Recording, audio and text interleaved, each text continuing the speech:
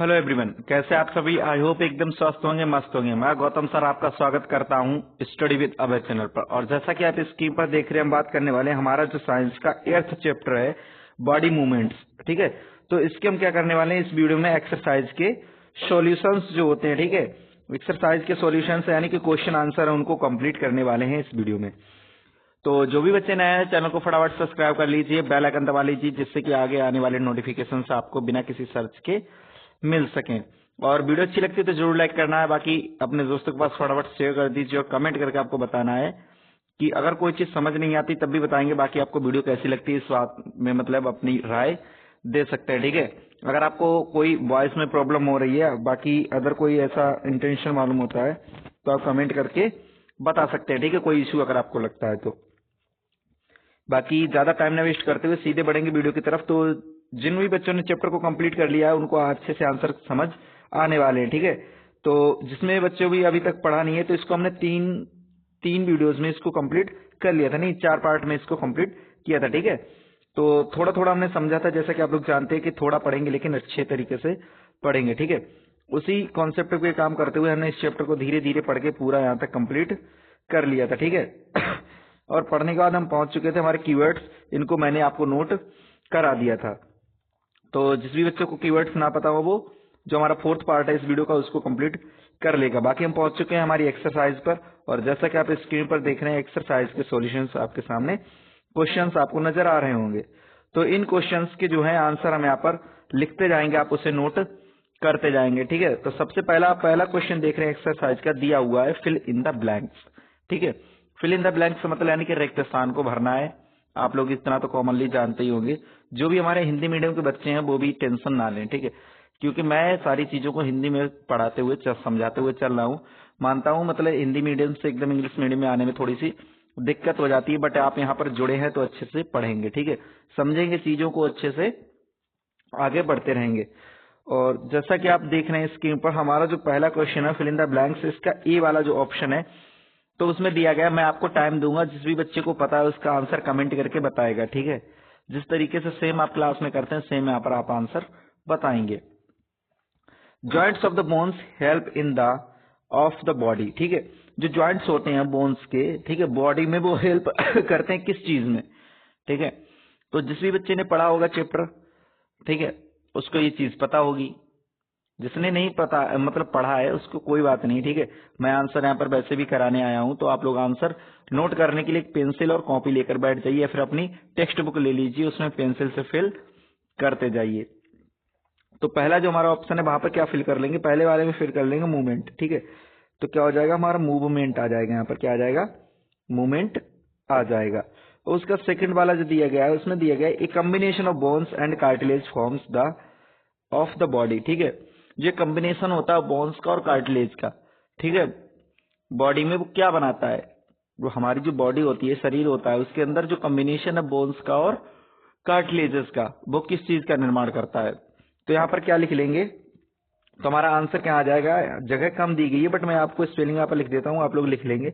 यहाँ क्या आ जाएगा, हमारा स्केल्टन हो जाएगा। ठीक है, SKELETON स्केल्टन। ठीक है, स्केल्टन लिख लेंगे। जो हमारे बोन्स होती हैं और कार्टिलेज होते हैं, ये मिलकर किसका निर्माण करते हैं, हमारे स्केल्टन का निर्माण करते हैं, कंकाल का निर्माण करते हैं। उसका सी वाला ऑप्शन दिया गया है, जो क्वेश्चन दिया गया है सी वाला, क्या दिया गया है, the bones at the elbow are joint by a joint. जो हमारी हड्डियां होती हैं वो कोहनी पर ज्वाइंट होती है, कौन से ज्वाइंट के द्वारा। ठीक है, तो किस ज्वाइंट के द्वारा ज्वाइंट होती हैं, आप लोग फटाफट कमेंट करके इसका आंसर बता दीजिए। जिस भी बच्चे को पता है कमेंट करके बताएगा, मैं आपका वेट कर रहा हूँ। ठीक है, 2 सेकंड, बाकी आप फटाफट कमेंट कर दीजिए और बता दीजिए। तो आपको आंसर सब समझ आ रहे होंगे अच्छे से, तो फटाफट इसी बात पर वीडियो को लाइक भी कर दीजिए। आपको अगर आंसर नहीं पता है तो फटाफट वीडियो को लाइक कर दीजिए, क्योंकि आपको आंसर सब अच्छे से यहाँ पर मिलने वाले हैं।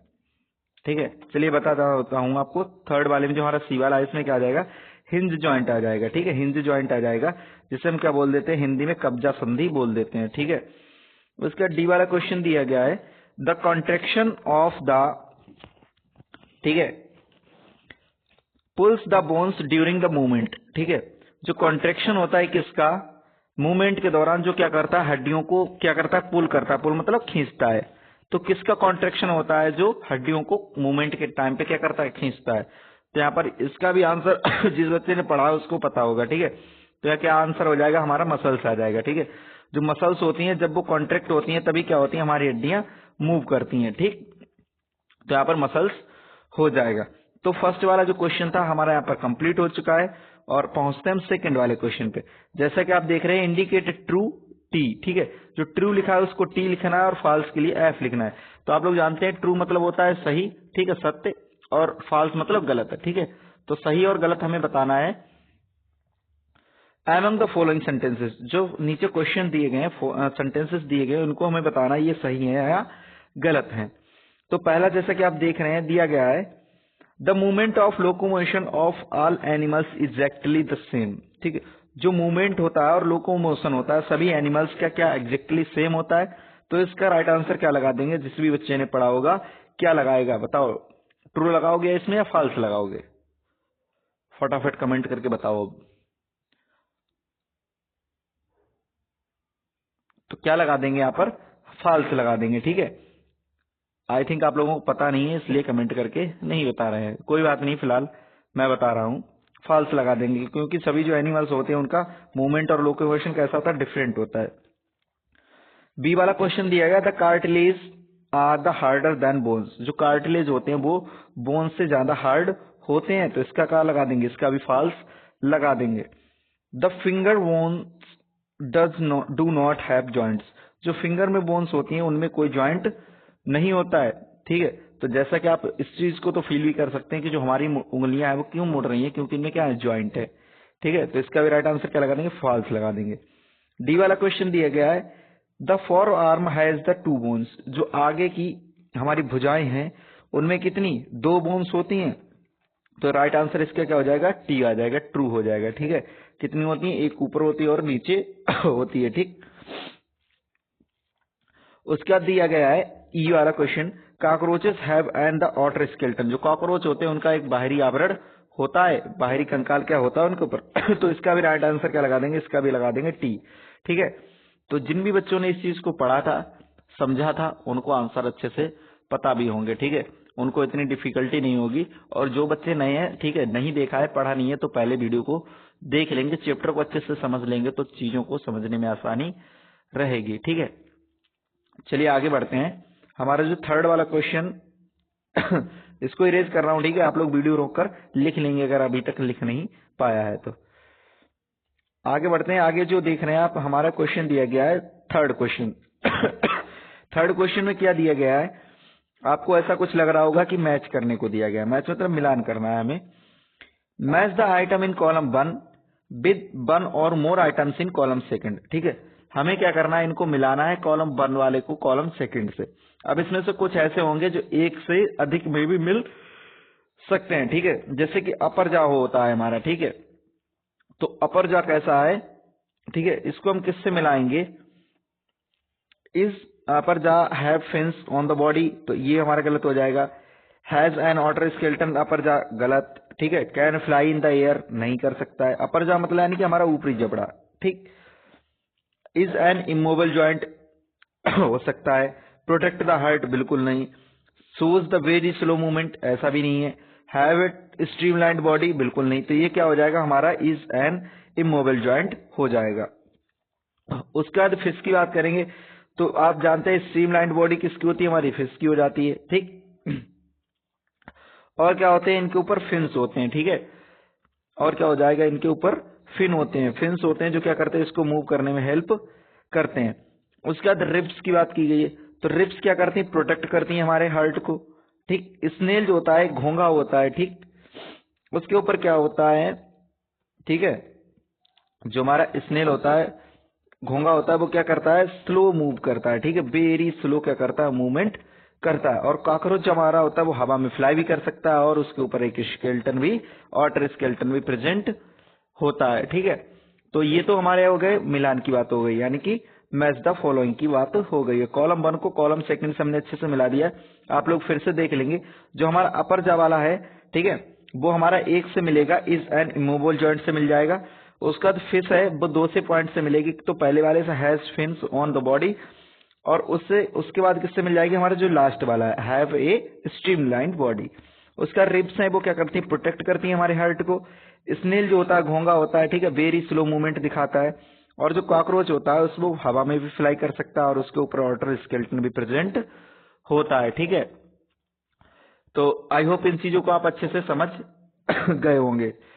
तो तीसरा वाला जो क्वेश्चन हमारा था वो भी हमारा कैसा हो चुका है, कंप्लीट हो चुका है। तो इसे फटाफट अपनी पेंसिल से बुक में, टेक्स्ट बुक में क्या करेंगे, मिला लेंगे, ठीक है। कॉपी पे तो डायरेक्ट से नहीं कर सकते, अगर आपने इतना नोट कर लिया होगा तो वीडियो को रोक करके आप क्या करेंगे, कॉपी पर भी मिला सकते हैं। अदरवाइज पहले मेरे ख्याल से तो आप क्या करेंगे, बुक ले लीजिए और बुक पर क्या करेंगे, पेंसिल से मिलान बना लेंगे, इसी तरीके से लाइनें खींच के लिख लेंगे, ठीक है। उसके बाद बढ़ जाते हैं हम सीधे, जो हमारा फोर्थ क्वेश्चन दिया गया नीचे, तो फोर्थ क्वेश्चन को देख लेते हैं। फोर्थ क्वेश्चन क्या दिया गया, आंसर द फॉलोइंग, ठीक है। नीचे क्वेश्चन दिए गए हैं, उनको क्या करना है, हमें आंसर उनका देना है।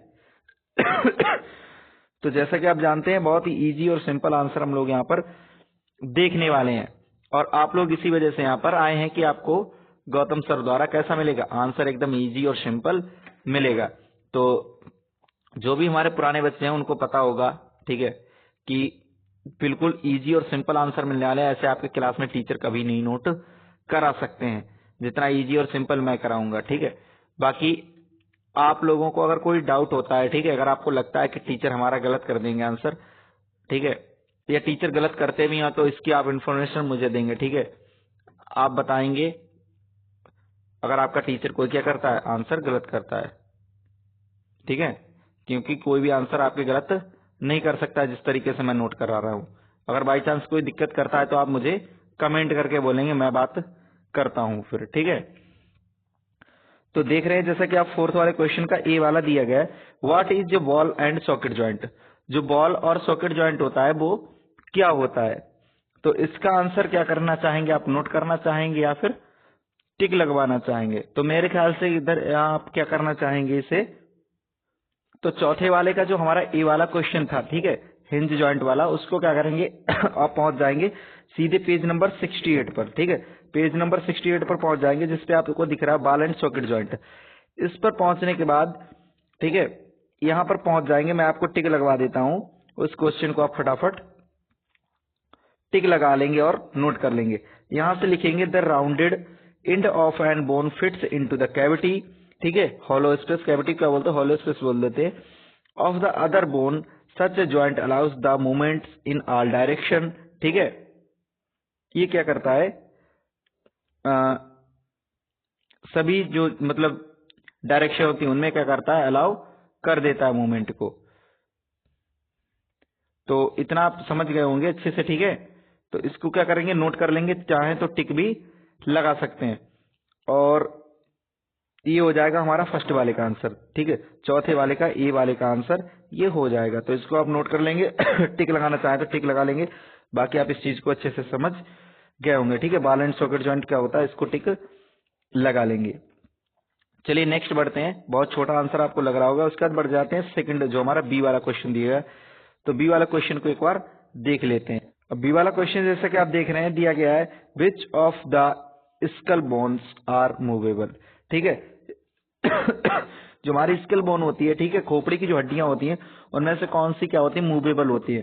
तो हम इसमें क्या लिख लेंगे, जो हमारी, ठीक है, the skull bones are movable, ठीक है, पूछा गया है तो इसमें क्या लिख लेंगे, ठीक है। तो आंसर क्या लिख लेंगे, इसमें लोअर जा लिख लेंगे, क्या लिख लेंगे, लोअर जा, ठीक है, लोअर जा, ठीक है। लोअर जा मतलब यानी कि नीचे का जबड़ा होता है वो क्या करता है, हमारा मूवेबल होता है, ठीक है, मूव कर सकता है। उसका सी वाला क्वेश्चन दिया गया है, why can our elbow not move backwards. जो हमारी एल्बो होती है, ठीक है, कोहनी होती है, वो बैकवर्ड मूव क्यों नहीं कर सकती है, ठीक है। तो इसका आंसर क्या लिख लेंगे, इट हैज, ठीक है, हिंज जॉइंट, ठीक, इट हैज हिंज जॉइंट। तो ये हो जाएगा हमारा आंसर सी वाले का, ठीक है। क्यों नहीं मूव कर सकती, क्योंकि इसमें क्या होता है, हिंज जॉइंट प्रेजेंट होता है। तो इतना आप लिख लेंगे तो आंसर आपका इसका कंप्लीट हो जाएगा। तो मेरे ख्याल से एक्सरसाइज हमारी यहाँ पर कंप्लीट हो चुकी है। तो आपको सारे आंसर एकदम अच्छे लगे होंगे, सिंपल और इजी लगे होंगे, शॉर्ट भी लगे होंगे। ठीक है, तो इसी बात पर फटाफट वीडियो को लाइक कर दीजिए और अपने दोस्तों के पास शेयर भी कर दीजिए। और बाकी फिर मिलते हैं नई वीडियो में, नए चैप्टर को स्टार्ट करते हैं। उसके लिए हमारे साथ बने रहने के लिए आपको चैनल को सब्सक्राइब करना है, बेल आइकन दबा के रखना है, जिससे कि आने वाला नोटिफिकेशन आपको बिना किसी सर्च के, ठीक है, आपके पास पहुंच जाएगा। तो फिर मिलते हैं नई वीडियो में, तब तक के लिए मैं गौतम सर आपसे विदा लेता हूं। जय हिंद।